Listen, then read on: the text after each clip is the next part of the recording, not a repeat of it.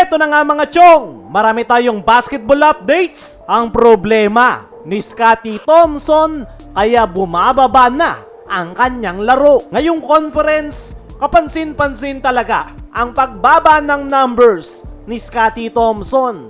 He's only averaging 5.3 points per game, 6.3 rebounds, and 4.3 assists per game. Mababa kumpara sa mga nakaraang seasons kung saan halos triple-double machine si Scottie. Ito yung player na sanay tayong makitang lumilipad sa rebound kahit mas maliit ay sumasabay sa mga big man at nagbibigay ng energy sa kanyang kupunan. Pero nitong conference, may isang laro pa nga na 0 points si Scottie. Kaya hindi maiiwasang magtanong ng mga fans, ano ba ang nangyayari kay Scottie? May problema nga ba siya kaya bumaba yung kanyang laro?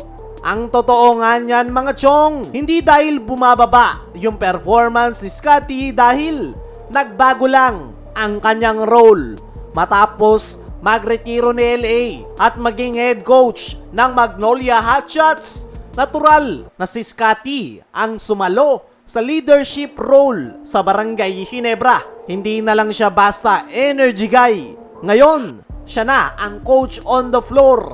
Siya na ngayon ang nagfa-facilitate ng kanilang opensa, nag-o-organize ng spacing at nag-aayos ng rotation sa loob ng basketball court.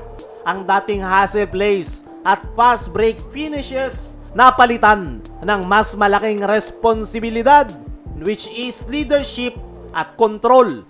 Ang kapalit, medyo naapektuhan ang kanyang personal stats dahil sa ngayon mas nakatutok na si Scottie sa pagpapagana ng triangle kaysa sariling scoring. Kaya kung mapapansin nyo, hindi na masyadong aggressive si Scottie sa opensa at pinapaubayan na niya yan sa kanyang mga teammates. Pero wag kayong mag-alala, kahit mababa ang puntos, hindi ibig sabihin niyan na hindi na impactful si Scottie.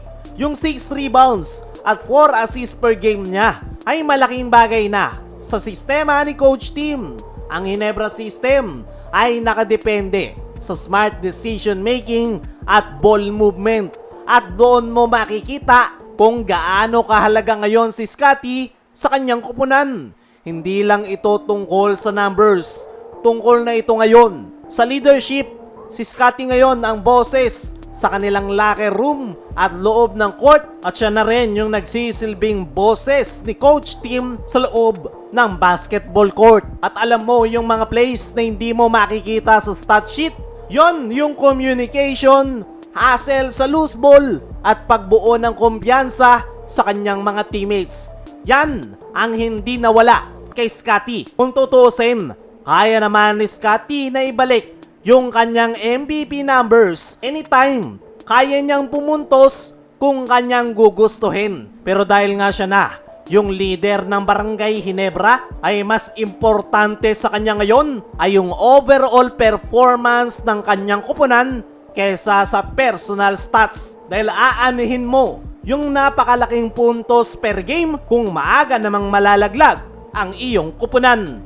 Yan yung mindset ngayon ni Scottie Thompson. Pero para sa akin mga chong, ay naniniwala ko na ibabalik at ibabalik pa rin ni Scottie yung kanyang pagiging aggressive sa opensa. Dahil nandyan naman si RJ Abarrientos. Pero habang hindi pa ganun ka-utilize si RJ sa sistema na triangle, ay si Scottie muna ang magpo-focus sa pagpapacilitate ng kanilang opensa. At speaking of opensa, matindi rin ngayon ang paghahanda na ginagawa ngayon ng Barangay Ginebra para sa kanilang next game kontra sa San Miguel Beermen na defending champion at team to beat ngayong conference.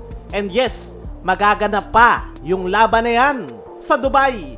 Ayon mismo kay Coach Tim, this game will tell us where we really are right now as a team. Magiging sukatan nga ng Barangay Ginebra yung kanilang magiging laro kontra San Miguel. Kaya naman, todo yung focus ngayon ng Gene Kings, from scouting reports, defensive drills, hanggang sa mental conditioning. Lahat ay pinaghahandaan nila para harapin ang star-studded lineup ng San Miguel. At dagdag pa na sa Dubai gaganapin ang laro. Kaya may adjustment talaga na gagawin si Coach Team. Naniniwala ko mga chong na magagawang makasabay ng Hinebra kontra sa San Miguel.